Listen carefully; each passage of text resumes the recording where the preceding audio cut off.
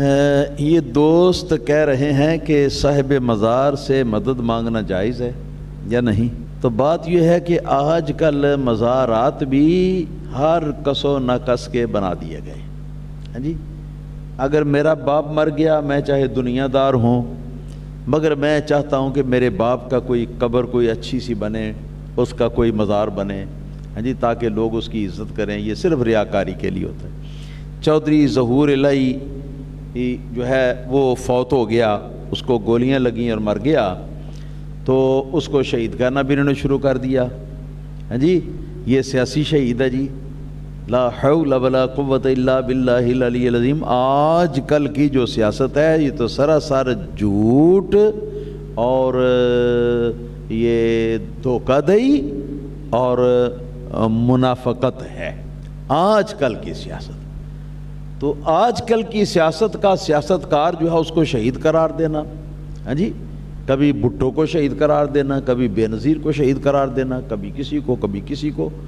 یہ ساری باتیں جو ہیں ان کو ہم نہیں مانتے، نہ ہماری سمجھ میں یہ باتیں جو ہیں یہ آتی ہیں. یہ سیاسی شہید ان کو بناتے ہیں جی، کہ جنہوں نے سیاست کی خاطر، یعنی وہ سیاست جس میں داؤ ہوتے ہیں، پیچ ہوتے ہیں، دھوکہ ہوتا ہے، جھوٹ بولنا ہوتا ہے، جھوٹے وعدے کرنے ہوتے ہیں، وعدہ کر کے پورا نہیں کرنا ہوتا، جس میں کرپشن کی جاتی ہے، جس میں پتہ نہیں دنیا کا ہر عیب جو ہے جس سیاست کے اندر موجود ہے، تو اس سیاست کی طرف نسبت کر کے کہتے ہیں یہ سیاسی شہید ہے. ہاں جی، تو پہلے ایسی سیاست کا تو جائز ہونا شریعت میں ثابت کرو، اس کے بعد پھر شہادت کی بات کرنا. تو یہ دوست جو ہیں یہ فرما رہے ہیں کہ صاحب مزار سے مدد مانگنا جو ہے اس کا صحیح طریقہ کیا ہے اور کیا یہ جائز ہے. میں یہ عرض کرتا ہوں کہ بیٹا اچھی طرح سمجھیں کہ ایک تو عام مزارات بنے ہوئے ہیں، میں ان پر اگر جاؤں تو سوا فاتحہ پڑھنے کے میں اور کچھ نہیں کرتا، اور وہ بھی اگر میں واقف نہیں ہوں پوری طرح تو میں اس شرط کے ساتھ دعا مانگتا ہوں کہ یا اللہ پاک، اگر یہ تیرے نزدیک یہ بندہ جو جہاں دفن ہے یہ صاحب ایمان تھا،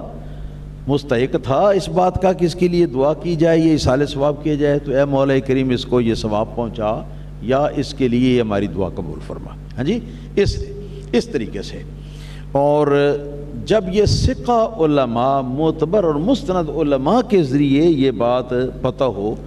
کہ فلاں بزرگ جو ہے صاحب مزار وہ واقعی اللہ تعالیٰ کے بہت بڑے ولیوں میں سے ایک تھا، جیسے سیدنا امام علی الحق شہید رحمۃ اللہ تعالی علیہ. ہاں جی، وہ لوگ نہیں جو وہاں پر بیٹھ کر بھنگ پیتے ہیں، یہ شراب پیتے ہیں یا ادھر ادھر کے وہ الٹے سیدھے نعرے لگاتے ہیں. میں حضرت امام علی الحق شہید رحمۃ اللہ تعالی علیہ کی بات کرتا ہوں. یہ میں نے پڑھا ہے کہیں کہ یہ بابا فرید الدین گنج شکر رحمۃ اللہ تعالی علیہ کے یہ خلفاء میں سے تھے. ہاں جی، اجل خلفاء میں سے تھے. تو یہ اکابر اولیاء کرام میں سے. اسی طرح گجرات کے اندر شاہ دولت صاحب رحمۃ اللہ تعالی علیہ، یا لاہور میں حضرت داتا گنج بخش علی اجمیری رحمۃ اللہ علیہ، اسی طرح اور وہ اصحاب مزارات کے جن کو ہمارے زمانے کے اکابر اولیاء کرام اور کابر علماء کرام جو ہیں انہوں نے بھی ولی مانا ہے. ان کے قبروں پر اگر جائیں تو وہاں مدد ان کی حاصل کرنے کا بہترین طریقہ جو ہے اور وہ یہ ہے کہ وہاں پر جا کے تو پہلے ان کو سلام کریں، پھر ان کے سینے کی طرف کھڑے ہو جائیں یا بیٹھ جائیں تھوڑا سا فاصلہ رکھ کے، اور وہاں پر بیٹھ کر ان کی فاتحہ پڑھیں، اللہ اللہ کریں جتنی دیر آپ کر سکتے ہیں. اس میں کوئی پابندی نہیں کہ کون سی اللہ اللہ ہو، جو سی بھی اللہ اللہ ہو وہ کریں. درود پڑھیں، کلمہ طیبہ پڑھیں، کچھ اور پڑھیں، قرآن پاک پڑھ لیں یا نوافل پڑھ لیں. مگر یہ نوافل اگر پڑھنے ہوں تو سرانے کی طرف کھڑے ہو کے تو یہ نوافل پڑھیں. نوافل پڑھنے میں قبر جو ہے وہ سامنے نہیں آنی چاہیے. تو یہ سب کچھ کر کے جو کچھ بھی آپ کرنا چاہتے ہیں تو اس کا ثواب اللہ تعالیٰ کی بارگاہ میں دعا کریں کہ یا اللہ پاک اس بزرگ جس کی قبر پر میں آیا ہوں، اس صاحب قبر کو یہ میری اس تمام عبادت اور میری ان تمام نیکیوں کا ثواب جو ہے وہ پہنچا. اور اسی طرح ان کے قبرستان کے اندر جتنے بھی اہل ایمان مدفون ہیں، اے مولا کی سب کو بھی یہ ثواب پہنچا. اس کے بعد ان کی ولایت اور ان کے قرب کا، ان کی محبت الہی کا وسیلہ اللہ تعالیٰ کی بارگاہ میں پیش کرتے ہوئے آپ یوں عرض کریں کہ یا اللہ پاک، یہ وہ ہستی ہے کہ جو ہستی تیری محبوب ہے، یہ وہ ہستی ہے جو تیری پیاری ہے، اے مولا کریم اپنے اس پیارے بندے کے وسیلے سے میری فلاں حاجت کو پورا فرما۔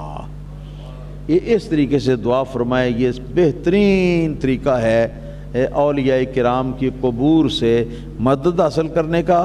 اور ان سے توسل کرنے کا۔ لیکن اگر آپ نے یہ کہا کہ اے اللہ تعالیٰ کے نیک بندے، میں گناہگار ہوں اور آپ اللہ تعالیٰ کے مقرب ہیں، اللہ تعالیٰ کے آپ نظر میں ہیں، نظر محبت میں،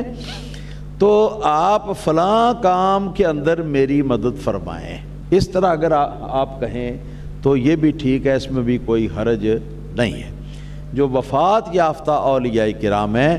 وہ بھی اللہ تعالیٰ کے جو کارکن ہیں نا اس کائنات کے اندر، مختلف کام انجام دینے والے، یہ سلسلہ کونیہ میں کائنات کے اندر، ہاں جی، جو یہ باطن میں جو اللہ تعالیٰ کی طرف سے ڈیوٹیاں ادا کرتے ہیں اس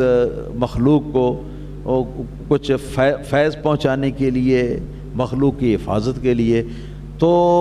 ایسے فرشتے بھی ہیں اور ان کے اندر یہ ارواح مقدسہ جو ہیں وہ بھی ہیں۔ یہ سورہ والنازعات جو ہے نا، والنازعات، اس کی ابتدائی آیتوں کی تفسیر میں حضرت شاہ عبدالعزیز محدث دہلوی رحمۃ اللہ تعالی علیہ نے اپنی تفسیر عزیزی کے اندر یہ لکھا ہے کہ اس سے مراد وہ اللہ کے مقبول بندوں کے نفوس قدسیاں ہیں، ان کی پاکیزہ روحیں ہیں، ہاں جی، کہ جن کو اللہ پاک نے، یہ اللہ تعالیٰ نے اپنے خاص کارندے ہونے کے لیے اپنے فرشتوں کے اندر ان کو اللہ پاک نے داخل فرما لیا ہے۔ جس طرح اللہ تعالیٰ کے فرشتے کائنات کے اندر مخفی اللہ تعالیٰ کے احکام جاری کرتے ہیں، اس طرح یہ بھی کرتے ہیں۔ تو امید ہے کہ یہ ہماری مدد کریں گے۔ ہماری مدد اگر اور زیادہ نہ ہو، ان کے تصرف میں اگر نہ ہو، تو پھر اس طرح وہ ہماری مدد ضرور کریں گے کہ یا اللہ پاک، یہ فلاں آدمی میرے دروازے پر آیا ہے اور مجھے تیرا بندہ سمجھ کر تو میرے وسیلے سے اس نے دعا کی ہے اور مجھ سے اس نے یہ چیز، ہاں جی، تیرا بندہ ہونے کی وجہ سے مانگی ہے، تو اے مولا کریم تو اس کو عطا فرما۔ وہ دعا فرما دیتے ہیں، اگر خود وہ اہل تصرف نہ ہوں تو وہ یہ دعا کر دیتے ہیں۔ تو اس کا بیسٹ طریقہ جو ہے نا، وہ پہلے جو میں نے بتایا نا، میرے نزدیک وہی بہترین طریقہ ہے کہ بجائے ان اولیاء کرام کو مخاطب کر کے تو ان کو کہا جائے کہ ہماری مدد کرو، حالانکہ یقیناً وہ اس کے اہل ہیں، ہاں جی، میں اس سے انکار نہیں کرتا۔ اور اگر کوئی اس طرح دعا، اس طرح اولیاء کرام سے اگر کچھ مانگے اپنی حاجت، تو میں اس کے خلاف بالکل نہیں ہوں، لیکن اس کا بھی رجوع آ جا کے تو وہی اللہ تعالیٰ کی طرف ہو جاتا ہے کہ اللہ تعالیٰ نے جو طاقت دی ہوئی ہے، تو بہتر ہے کہ اس بزرگ کا وسیلہ اللہ تعالیٰ کی بارگاہ میں پیش کر کے تو دعا کر لو۔ اگر وہ بزرگ صاحب تصرف ہے تو اللہ تعالیٰ اسی کی ڈیوٹی لگائے گا، وہ مدد کرے گا آپ کی۔ اگر وہ نہیں ہے تو اللہ تعالیٰ پھر کوئی ذریعہ پیدا فرمائے گا۔ تو یہ طریقہ بہترین طریقہ ہے۔ جی جی بالکل جائز ہے، میں تو کہہ رہا ہوں کہ بالکل جائز ہے، میں اس کے خلاف نہیں ہوں کہ اگر کوئی کسی ولی اللہ کو مخاطب کر کے، میں خود بھی کبھی کر لیتا ہوں ولی اللہ کو مخاطب کر کے، مگر وہ کوئی صاحب تصرف بزرگ ہو، جیسے سیدنا غوث پاک رضی اللہ تعالیٰ عنہ ہیں، سیدنا داتا گنج بخش علی اجویری رحمۃ اللہ علیہ، حضرت امام علی الحق شہید رحمۃ اللہ علیہ، ان درجوں کا کوئی اگر ولی اللہ ہے تو میں اس سے اس کا نام لے کے اس سے مدد مانگ بھی لیتا ہوں، یہ جائز ہے، ناجائز نہیں۔ لیکن یہ کہ عام حالات میں یہ ہے کہ اللہ تعالیٰ کی بارگاہ میں اپنی عرضی پیش کی جائے، یہ وسیلہ ہے ہماری عرضی کے قبول ہونے کا، تو اس سے یہ عقیدہ ہمارا کہ یہ وسیلہ ہے اللہ تعالیٰ کی بارگاہ میں ہماری عرضی قبول ہونے کا، یہ ہمارا عقیدہ بھی واضح ہو جائے گا۔ جو ان سے ہم مانگتے ہیں وہ بھی ان کو وسیلہ سمجھ گئی، اللہ تعالیٰ کا کی جو رحمت یا نعمت ہے اس کے ملنے کا ذریعہ اور وسیلہ سمجھ کے ہم مانگتے ہیں۔ تو بہتر ہے کہ وہ ان کے توسل کی وہ صورت پہلی جو ہے وہ میرے خیال میں زیادہ بہتر ہے۔ دوسری میں بھی کوئی حرج نہیں۔